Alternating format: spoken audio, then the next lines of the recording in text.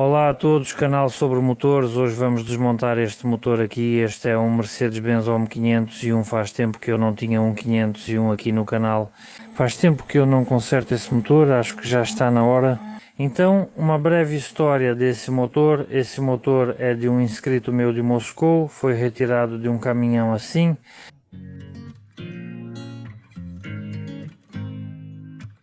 Há pouco tempo esse motor foi consertado em algum lugar de Moscou, não sei onde exatamente. Enfim, fizeram o brunimento dos alojamentos para os mancais principais e depois disso o cliente começou a ter problemas. As válvulas estão batendo nos pistões, encostando e, enfim, tiraram uma vez uma cabeça, depois outra, depois a terceira, enfim, fizeram isso várias vezes. Não sei ao certo quanto tempo esse motor funcionou, nem a quilometragem depois desse reparo. E agora, pelo que me lembro, na quarta cabeça, os válvulas quebraram, ou seja, eles bateram nos pistões, as válvulas quebraram e no geral o cliente decidiu tirar o motor, fazer o conserto e me enviar para fazer o reparo. Então agora já foi instalado outro motor no carro, ou seja, o carro já está funcionando e esse motor vai ser recondicionado ou talvez usado em outro carro. Aqui o nosso conserto é bem tranquilo, sem pressa. Agora vamos desmontar, ver o que aconteceu com esse motor, aí vamos tomar algumas decisões, encomendar as peças, talvez o trabalho fique parado um tempo, ou seja, esse conserto pode levar uns 2 meses ou até 3 meses, pode se estender. Então, como foi adquirido um motor de reposição, todos os acessórios desse motor de reposição foram retirados e instalados aqui, só para que a gente tivesse um conjunto completo do motor. Então tudo desse motor foi retirado e colocado no motor de reposição, que agora está instalado no carro e funcionando. Ou seja, se olharmos o estado da fiação, eu primeiro vi, não entendi e pensei, como assim, o que é isso? Aqui tem fios soltos, tudo cortado, tudo desse jeito. Por exemplo, a bomba d'água está toda enferrujada e gira com dificuldade, toda enferrujada e gira com dificuldade, e aqui algumas polias estão amassadas. Bom, também o tensor, o alternador e assim por diante, ou seja, tudo isso foi instalado do motor de reposição. O mesmo vale para a turbina, aqui vemos que algumas porcas foram cortadas, em outros lugares também, enfim, está tudo nesse estado. Bom, também quero mostrar que durante o transporte o coletor de admissão de ar foi quebrado, ele foi amassado desse jeito, ou seja, aqui foi o ponto de apoio, o motor encostou aqui e o coletor foi esmagado. Aqui temos toda essa peça, o chamado aranha, bom, como opção, claro, dá para cortar alguma coisa, soldar outra. Eu informei o cliente, ele disse que vamos comprar uma nova aranha, o coletor de admissão de ar estava em bom estado. Bom, não sei, estão tendo alguns problemas com a transportadora, aliás é a da Lovilini, ou talvez não estejam, eu realmente não me envolvo nisso. E também vou dizer que o motor foi instalado e embalado de um jeito totalmente estranho, ou seja, ele balançava e se mexia o tempo todo. Ele estava nessa estrutura, mas por algum motivo foi instalado ao contrário, tinha umas bandejas aqui. Enfim, não dava para entender como o motor foi embalado, acho que nunca vi algo assim antes. Embora tenha essa estrutura, era só virar o motor, colocar esses suportes na estrutura e colocar alguma coisa embaixo, enfim, não sei. Sobre o motor e o bloco, como já mencionei, foram feitos alguns trabalhos de usinagem. E agora eu tenho a impressão de que talvez tenham usinado errado os alojamentos, por exemplo, deslocaram demais o eixo para cá, para o centro do motor, para o lado das cabeças. Talvez agora a gente nem consiga fazer nada com esse bloco. Como alternativa, acho que vamos ter que, por exemplo, trocar o bloco, ou procurar outro, ou até comprar, por exemplo, algum outro motor. Bem, esses são só os primeiros pensamentos, mas talvez nossos operadores de máquina resolvam. Não sei, vamos ver, vou começar a desmontar. Primeiro vou remover a turbina, o coletor de admissão, os coletores de escape, a fiação e depois as cabeças. Enfim, tudo conforme for, tudo. Então, esse é o nosso volume de trabalho. Vamos lá!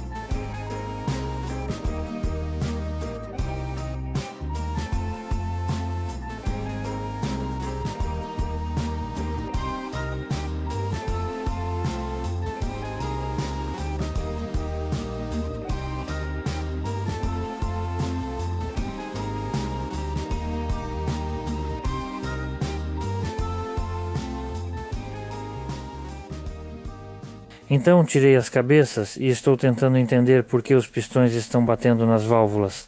De cara, o que vi? Há marcas das válvulas em 5 cilindros. Aqui temos o segundo, o terceiro, quarto, quinto, sexto, em alguns lugares mais, em outros menos. Aqui, por exemplo, no sexto dá para ver visualmente, mas não dá para sentir ao toque. No quinto também é visível, mas sente-se um pouco. No quarto é muito visível e ao toque dá para sentir bem, como se fosse um buraco, uma borda, um degrau.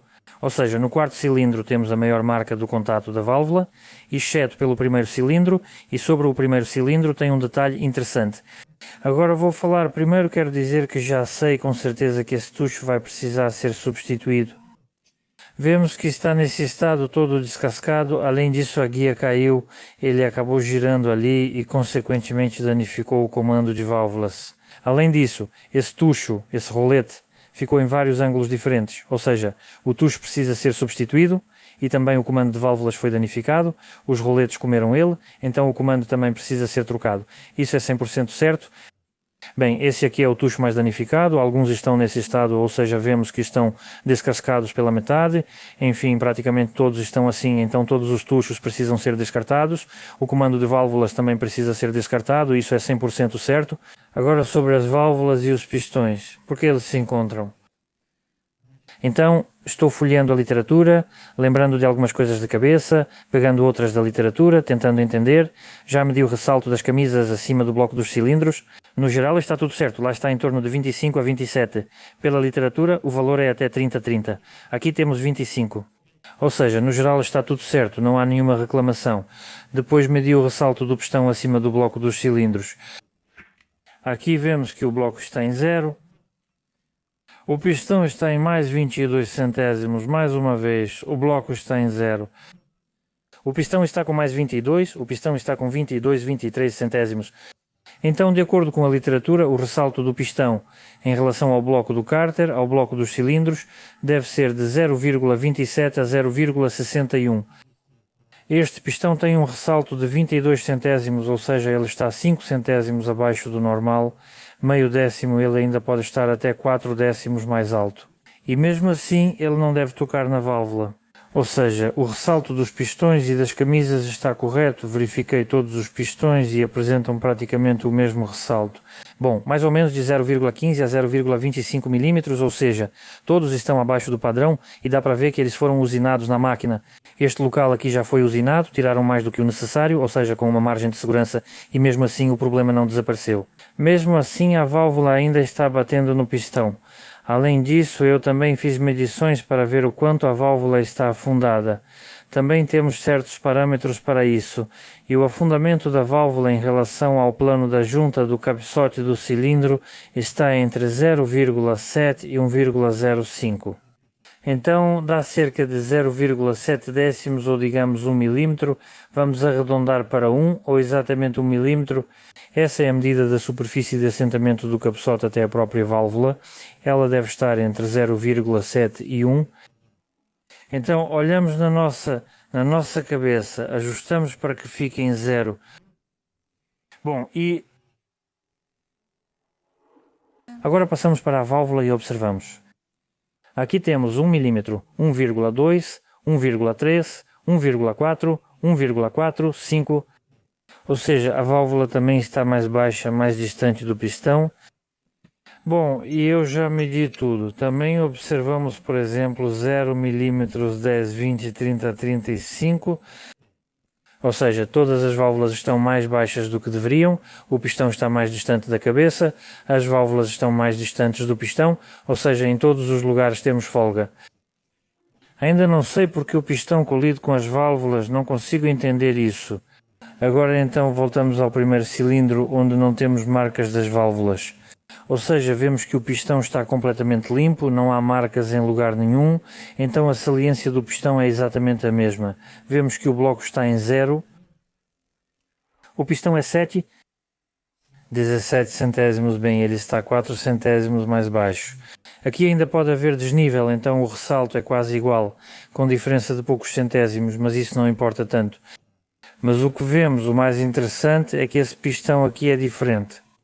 Não sei se dá para ver na câmera, mas a câmara de combustão desses dois pistões e a desse aqui são diferentes. Agora vamos fazer as medições, vemos 92,5 mm, talvez 92,7, aqui o 92,7 e agora, por exemplo, vamos ver o pistão que se move em sincronia em par, aqui temos 86, ou seja, a diferença é de 6 mm. Esse é o principal ponto que notei até agora. Temos 5 pistões iguais, todos com essa mesma câmara de combustão. E todos eles têm a marca da válvula. Aqui temos um pistão com uma câmara de combustão diferente e nele não há marca da válvula. Já me deparei com pistões assim antes, que vêm com câmaras de combustão diferentes. Muito provavelmente, bem, falando pela minha experiência, esses pistões aqui provavelmente são da marca MAHLE e este pistão aqui é da marca KS. Ou seja, eles vêm com o mesmo número como se fossem intercambiáveis, mas eles diferem justamente pela câmara de combustão e, se não me engano, há mais algumas diferenças. Agora eu já não me lembro. Ou seja, por enquanto só podemos nos basear nisso, não tenho outra suposição sobre porque o pistão está batendo na válvula. Entendi, vamos desmontar novamente para verificar o virabrequim e as bronzinas. Os alojamentos dos mancais principais já foram usinados para as bronzinas. Talvez o motivo seja exatamente esse, mas de novo, se o nosso virabrequim estivesse deslocado demais para cá, as marcas estariam todas sincronizadas em cada pistão, em cada cilindro. Ou seja, não importa se é o primeiro, nem o terceiro ou o quarto, as marcas seriam iguais em todos eles.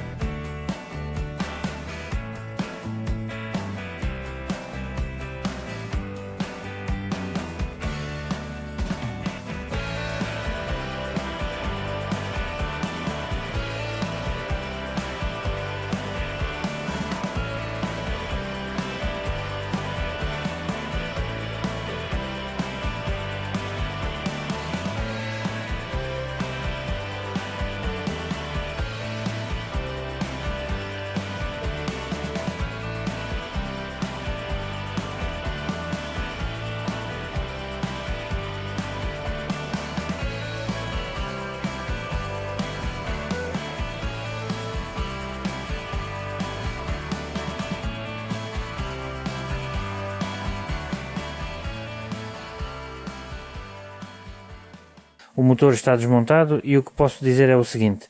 Primeiro, eu não encontrei a razão pela qual a válvula encosta no pistão, ou seja, eu fiz todas as medições possíveis.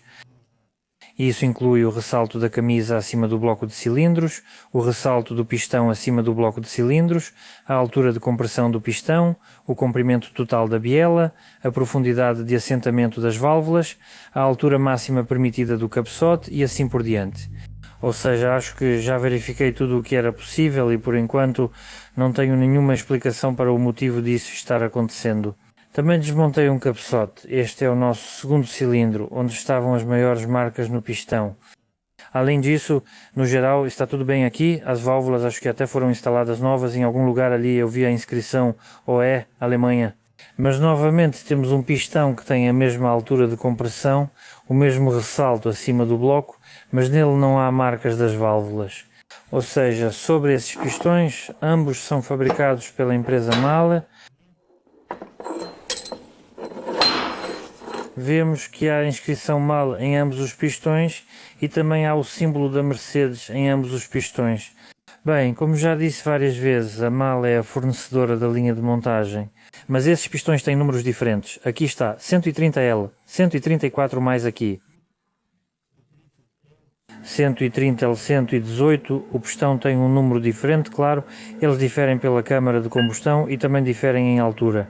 Bem, em geral, pela posição dos anéis do pistão, ou seja, vemos que neste pistão todos os anéis estão um pouco mais próximos do topo, ou seja, eles estão deslocados cerca de 5 mm, mais ou menos em relação ao bloco e ao rebaixo do alojamento das bronzinas principais. Aqui olhando para o bloco dá para ver que já fizeram alguma coisa nele, mas eu tenho uma sensação meio estranha sobre esse serviço. Por exemplo, se a gente olhar para o próprio bloco na área de assentamento onde vai a tampa, aqui tem uma marca, uma espécie de amassado, uma impressão dessa tampa. Provavelmente dá para ver bem pela câmera, ou seja, dá para ver claramente a olho nu, ele tem mais de uma décima, cerca de uma décima e meia mais ou menos. Por exemplo, isso aparece na segunda tampa, na terceira tampa, na primeira e na quarta parece que é um pouco menor. Ou seja, normalmente essas áreas também são lixadas aqui. Se olharmos para a própria tampa, dá para ver que esse local foi lixado. Dá para ver que as guias foram presas no torno quando foram retiradas, ou seja, dá para perceber que foi feito algum trabalho nas tampas. Se olharmos para o próprio alojamento onde fica a bronzina, aqui também está meio estranho. Aqui as marcas lembram como se fosse um brunimento. Se os operadores de máquina usassem um torno, ficaria bem diferente, ou seja, teria uma marca clara da ferramenta de corte. Mas aqui parece que também foi feito algum tipo de brunimento. Isso é o que eu não entendo, esse momento, como eles fazem isso, se primeiro eles usinam e depois talvez ajustam até o tamanho final. Não entendo como isso foi feito, mas dá para ver que foi feito manualmente em uma máquina. Linhas tão retas assim cruzando em um ângulo desses não dá para fazer à mão de jeito nenhum. Também examinei o caramisla, as travessas das válvulas, também verifiquei se talvez as hastes estavam tortas. Ou seja, em uma posição a folga é de um jeito, em outra é diferente. Não encontrei nada aqui, está tudo certo. Hastes e travessas retas, caramisla em bom estado, sem reclamações. Então, agora sobre o eixo de comando, este aqui é do nosso motor e este aqui eu já tinha, acho que é Euro 2 e este é Euro 3 ou Euro 5. Não me lembro, preciso confirmar pelo eixo de comando. Como disse, ele vai para o descarte, é isso. A gente vê o desgaste aqui, não são décimos, são milímetros. Ou seja, o ressalto foi comido uns 2 ou 3 milímetros. Então, o que eu fiz? Marquei as marcas do comando de válvulas, marquei deste lado da engrenagem, contei a metade, marquei deste lado também, ou seja, fiz mais ou menos essa marcação seguindo essas referências. Bom, é claro que aqui eu tenho uma diferença de mais ou menos alguns graus, mas mesmo assim isso me dá uma ideia da posição do ressalto. Então, peguei meu comando de válvulas Euro 2, fiz todos esses procedimentos também, e o que eu vejo dá para ver bem por esse ressalto aqui. Se nesse comando de válvulas a largura do ressalto está aqui e essa marca ficou mais ou menos em 1/3 da largura do ressalto, então se olharmos para esse comando de válvulas a largura do ressalto e essa marca estão praticamente no meio. Aqui literalmente falta só alguns milímetros para chegar ao meio. Mais uma vez olhando aqui nesse eixo, Ou seja, dá para ver claramente que nesse comando de válvulas os ressaltos estão um pouco deslocados para esse lado. Então neste aqui para esse lado, tenho duas explicações. Primeiro que aqui a engrenagem girou, o sincronismo do comando de válvulas está fora e por causa disso as válvulas estão batendo nos pistões. Bom, claro, o sincronismo está fora, as válvulas já abrem fora de hora, não no momento em que deveriam, mas de novo, isso deveria afetar muito o funcionamento do motor. Isso é a primeira coisa. E a segunda, deveríamos ter marcas apenas de um tipo de válvula, por exemplo, só das de escape ou só das de admissão, porque os ressaltos estão deslocados para um lado e as mesmas válvulas acabam encontrando o pistão. Nos pistões temos marcas tanto das válvulas de escape quanto das válvulas de admissão. Bem, claro, a maioria das marcas, na minha opinião, são das válvulas de escape, mas essa é a minha principal teoria até agora sobre porquê que as válvulas estão encontrando os pistões. Ou seja, essa engrenagem girou e a sincronização do comando de válvulas foi perdida. Ou a segunda opção, esse comando de válvulas não é deste motor, ou seja, na última manutenção o comando de válvulas foi trocado e instalaram um que não era o correto. Ou seja, por enquanto eu ainda acho que temos algum problema especificamente com o comando de válvulas.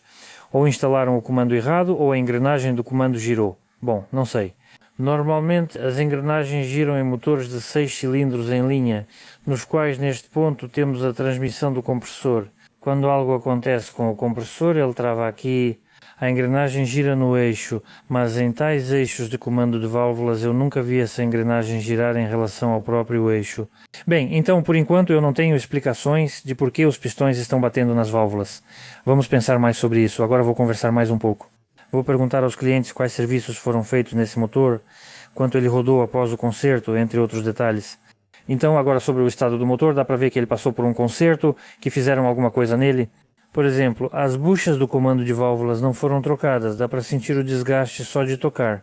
Se ficarmos com esse bloco, as buchas precisarão ser trocadas obrigatoriamente por um torneiro, que fará o ajuste e outros serviços. Então, quanto às bases, também não posso deixar tudo assim como está. Se a gente ficar com esse bloco de novo, vai ter que levar para a usinagem, para fazer tudo direito, ajustar as bases. Mas, de novo, a gente tem essa possibilidade aqui. Agora mesmo, a gente não sabe quanto foi removido aqui, para que lado o eixo foi deslocado. E se a gente for usinar de novo, será que ainda tem essa possibilidade ou não?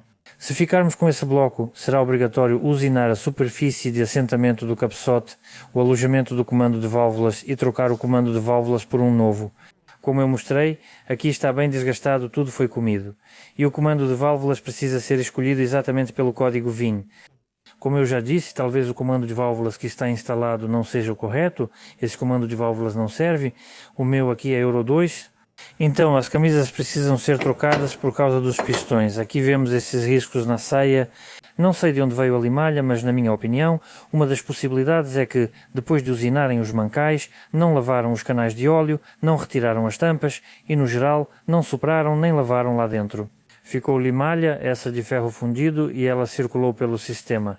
Vemos que em alguns pistões os riscos são maiores, em outros menores. As camisas também foram danificadas e têm arranhões semelhantes. E eu não sei, não consigo entender se na última manutenção as camisas foram trocadas ou não. Talvez até tenham ficado as camisas antigas. Sobre as bielas, as bronzinas estão frouxas tanto nelas quanto nas tampas. No vídeo dava para ver que ao tirar a tampa, a bronzina ficava no colo do virabrequim. O mesmo ocorre nas bielas. É obrigatório trocar a bucha do pino do pistão, porque a folga está realmente gigantesca. Acho que assim já dá para ver na câmera.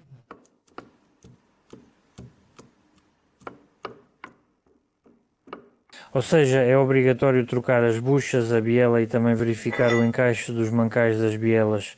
Se tivermos algum defeito, as bielas devem ser novas, porque uma biela quebrada não pode ser recuperada, não pode ser consertada, ou seja, não tem o que fazer com ela.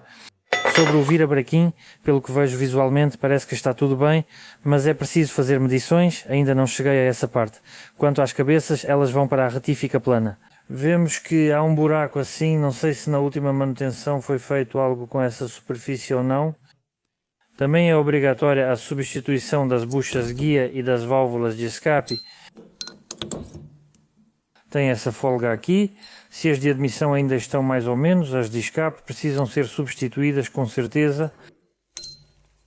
Bem, quanto ao resto, acho que tudo é padrão. Vamos verificar a bomba d'água, talvez precise ser substituída.